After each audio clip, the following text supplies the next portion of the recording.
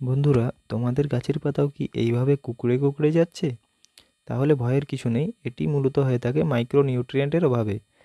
Micronutrient হচ্ছে গৌণ খাবার গাছের পক্ষে, যেটি গাছের বৃদ্ধিতেও সাহায্য করে এবং ফুলও অনেক বেশি আনতে সাহায্য করে।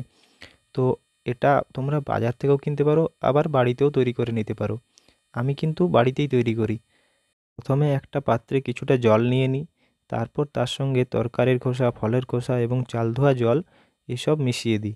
তারপর এটাকে 2-3 দিনের জন্য এভাবেই ছেড়ে দিই।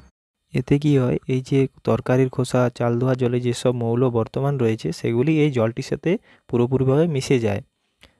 এবং এরপর কি করি, একটা বাকেটে কিছুটা জল নিয়ে তার সাথে কিছুটা সর্ষের খোল মিশিয়ে দিই এবং কয়েকদিনের জন্য ছেড়ে দিই পচে যাওয়ার জন্য। যখন এটার থেকে একটা স্মেল আসতে শুরু করে তখন এই দুটো জলকে মিশিয়ে সরাসরি গাছের মাটিতে প্রয়োগ করা যায়।